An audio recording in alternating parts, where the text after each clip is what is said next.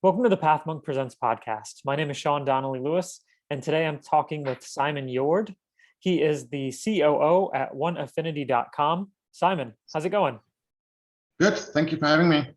Yeah, OneAffiniti.com. Tell us all about it. What do you guys do? So OneAffiniti is what's called through channel marketing automation. So TCMA, it's sort of, selling or doing marketing through channel partners. So we work with the sort of tier one, mostly tech companies, but also in other verticals, and help their channel partners be more successful, generate more leads, and generate more sales.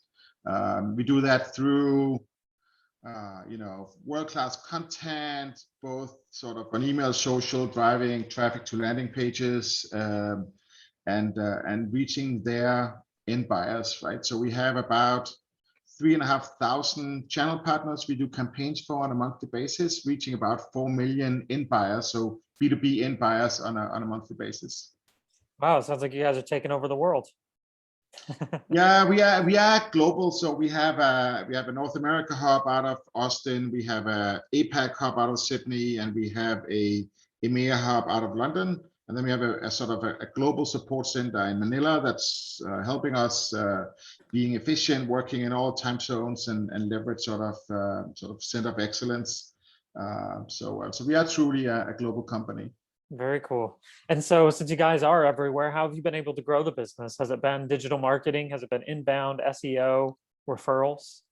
Yeah, so the number of clients that are paying the bills, as you know, it's almost a few handfuls, because it's sort of the very large tech companies, and there's, I think we work with most of them.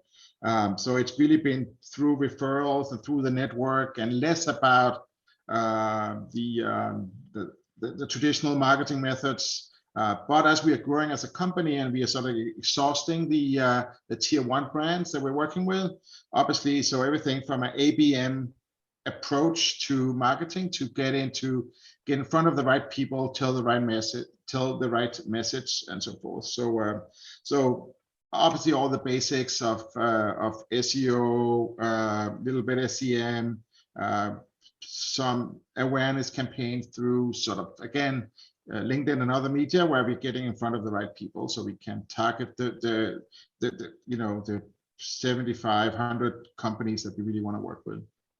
And so where does your website play? What role does that play in acquiring new clients? I think it's a very important part of our role, in terms of we want to get the traffic there so we can figure out what are people's interests, and how can we tell our story. So when we build landing pages, we want to figure out what are resonating, what are the stories that makes a difference, and people are interested in. And when it comes to your website, this is always an interesting question. What would you say is the strength of your website? Is it the ability to convert? Is it the quality of leads you generate, the user experience? Which one of those would be the strength? The thing is, if you look at our business, we have three distinct audiences. We have the brands that are our clients. We have the partners, so the channel partners that are the high volume, and then we have all attracting employees and stakeholders and whatnot, what's going on in the market. And the most visits to a website are actually the channel partners that want to know more about the program and how it works and whatnot, right? But to attract clients, or to attract the brands, we really want to be able to clearly articulate our story and what we can do for them quickly, right? Mm-hmm. Nobody have a lot of time. We want to make sure that it's clear, and it should be easy to sort of contact us and engage with us, and that's sort of the main purpose, right? So often people will look, when our salespeople are reaching out, go to our website, figure out who are these guys, and can this really be true what they're doing? Because there's not a lot of people doing what we do. So we're not an agency, right? We are sort of a program or programmatic approach to through channel marketing, which is it's very few people that does that in the world. Okay. Just sticking with the website just for a little bit longer, if you were to think critically about your website, if you were wanting to improve, let's dream a little bit, right? If you were to improve things, would it be the ability to convert? Would it be the quality of leads or the user experience? Where do you feel like if you could change that, then business would just run a little bit smoother?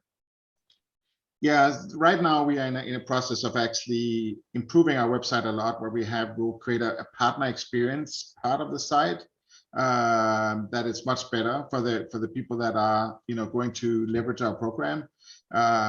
And then you can say our ability to engage and that people, I guess from a brand perspective, find what they need and do their own thinking and then convert whenever they're ready, right? That's a fine balance of not being too pushy, and that's where we are right now. So we're constantly updating and figuring out how we do it. We don't do sort of a big thing and then say launch, right? It's a weekly or monthly small updates where we based on data look at what do we need to what can we do to improve.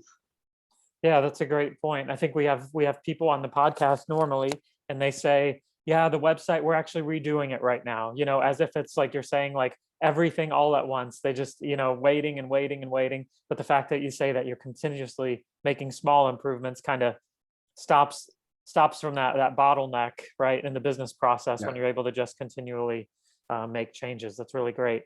Coming back to what you guys do, just for everyone listening, what would you say is the main competitive advantage to what you guys do, opposed to other people in the same space? So I think there's a few components, because a lot of people can do digital marketing on behalf of other people, but Yeah. the ability for us to the technology platform we built that enable us to do unique campaigns per partner and 3,000-4,000 campaigns a month is one thing, right? That we have that. The content we create are taking from the perspective of the channel partner. It's not the brand that are trying to push their brand message. It's really a combination of if a partner had to create his own campaign, what would they do, right? They will do thought leadership, show the vertical they're in, write content that is engaging with their audience. At the same time, sort of endorsing a brand or endorsing a product and a solution is fine. And then we have a combination of lead gen content, sort of gated, so we can figure out who is in the market for what. We also have ability to do custom content per partner level. So the whole combination of a unique campaign per partner, but scalable, is a big thing. But the technology and the content is one thing. The other thing is that we have a whole team that are supporting the partners and ensuring that their lists are updated, that they're growing their list, that they are following up on their leads. We have intent data on top of all the leads that we're generating. Really helping the partners that not our partners but the brand partners to generate more better pipeline and more sales. And what's then on top of that is very unique, is that we have a closed sales reporting. So every time that the partner sells something, they give us a copy of the invoice, so we can track, we can attribute the sales back to the campaign. So we will look back and say, was this this sales, was this customer on that list? Did they engage with the content? Did they open the email? Did they engage with the content, and so forth, right? So we have different levels of attribution where we can really attribute, and then we can measure a true return on investment, not on pipeline, but on closed sales, right? And in average, we see 22-1 return on investment on closed sales. But obviously, the longer the program is running, the higher it is. Starting out smaller and then it growing, and it's really when we've been in marketing, you always want to know, does this work or doesn't it work, right? And pipeline is good to measure, but actually when you can report closed sales and attribute it back to a campaign is fairly strong. I want to pick your brain a little bit. I'm working for a big company, seen a lot of things. When it comes to marketing, I just want to think, when I say innovation, what would you say is the biggest challenge to innovation for marketing? I would think in a bigger companies, at least in the US, right? In Europe, I think in smaller markets in Europe a little bit different. Companies are smaller and are more agile, and I think in Europe, in the US, and very large companies, there are just too many silos and too many sort of people working on their own thing and not looking at it, because the entire customer journey and in the data points that have to flow and who owns what when is sort of the key to the success, right? The innovation has to happen from a client-centric approach, and often that's not happening in large organization, right? So it's really figuring out, okay, so how do we create the right experience, whatever audience it is, so they get the right access to their own data, and they can figure out what, they can configure if they want to have daily contact, monthly contact, what kind of contact they want to have, and figure out, okay, so when are they in market for what, right? And we know there are multiple people in the market for, when they buy something, right? It's an average of 7 people. The average purchase cycle is like 6-7 months or something in B2B, right?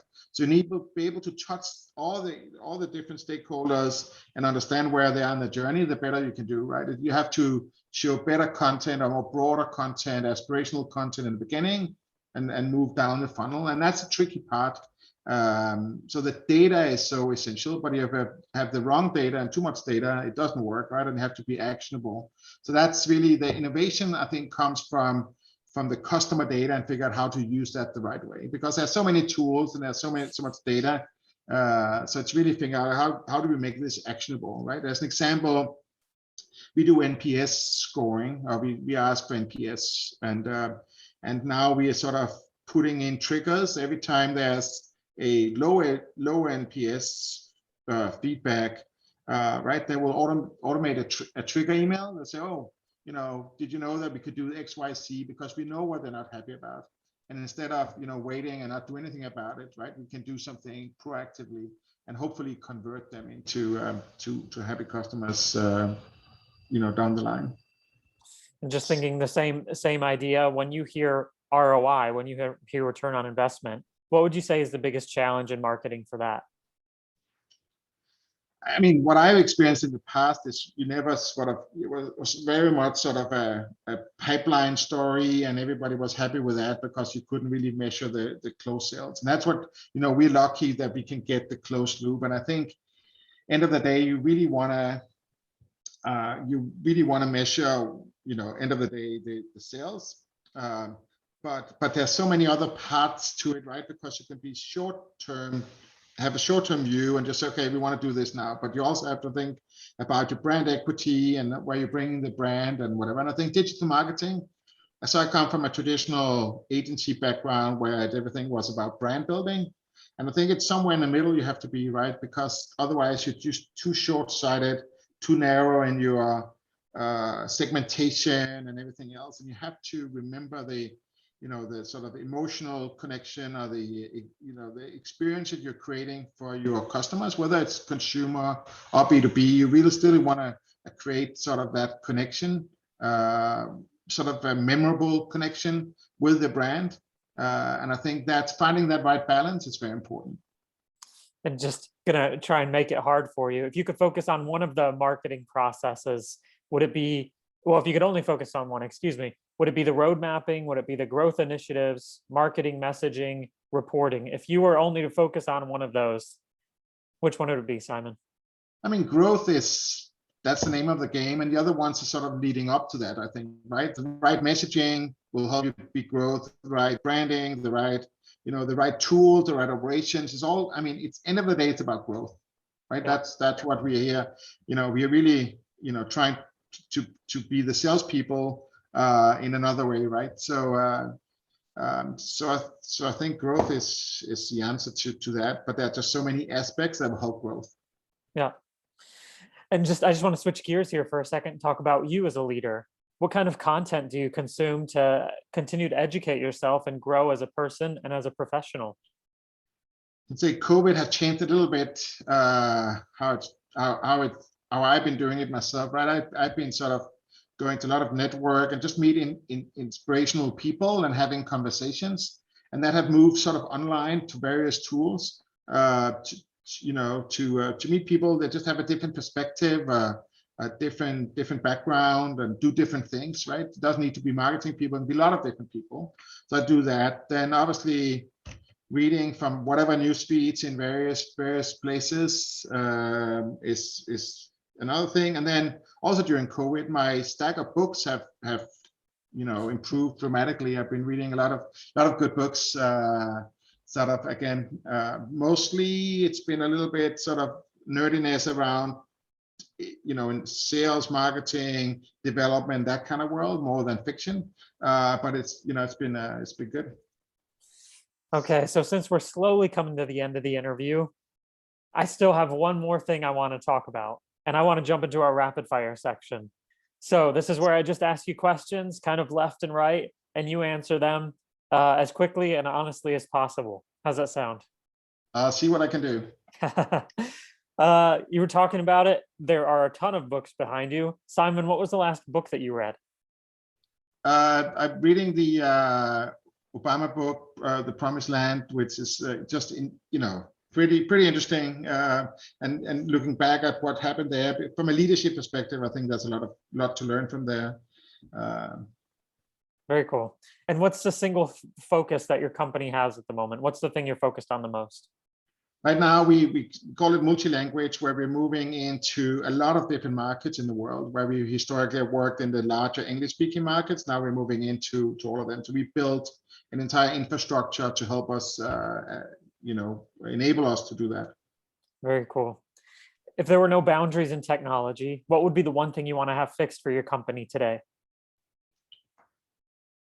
Both sort of multi-touch attribution and everything around using the customer data to action. We get a lot of data in, and we're not always able to action it as fast as we want. What's the last thing that kept you awake at night about your company? It's really that multi-language that we get this right. So there's just so many components, because it's not just about translating a campaign. We have our tool, our people, whatever. So we just need to get all that right and be efficient and be able to deliver. And I'm not sure keeping me up at night, but that's a lot of thoughts put into that for sure.